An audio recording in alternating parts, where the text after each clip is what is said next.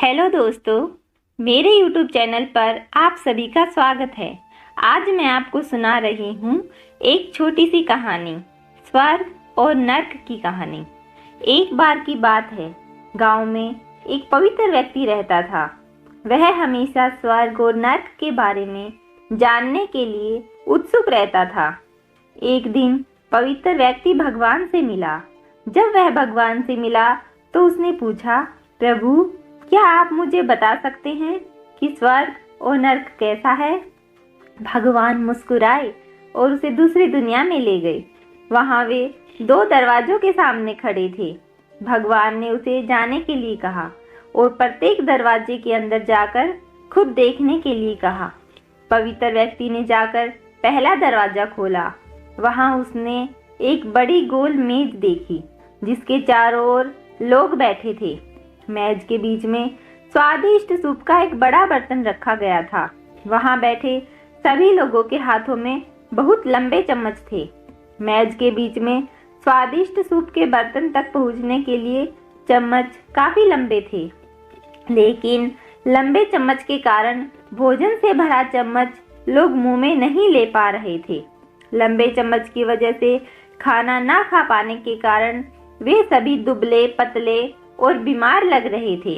वहां के लोग बहुत दुखी थे। वहां पीड़ित लोगों के दुख को देखकर पवित्र व्यक्ति कांप उठा।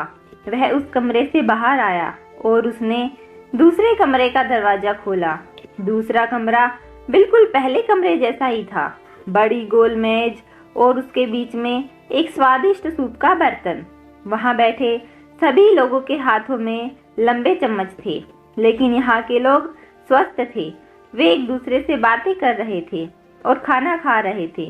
पवित्र व्यक्ति यह देखकर प्रसन्न हुआ और उस कमरे से बाहर आ गया।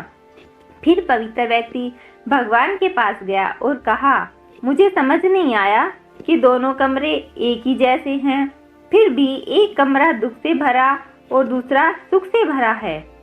भगवान ने उसे समझाया, आपने देखा कि लंबे चम्मच दूसरों को खिलाने के लिए ठीक हैं, लेकिन खुद को खिलाने के लिए ठीक नहीं है।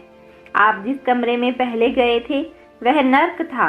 वहाँ के लोग लालची हैं और केवल अपने बारे में सोचते हैं, दूसरे की मदद नहीं करना चाहते हैं, जिसके कारण वे अपना पेट नहीं भर पा रहे हैं और दुख झेल रहे हैं। और दूसरा कमरा स्वर्ग था।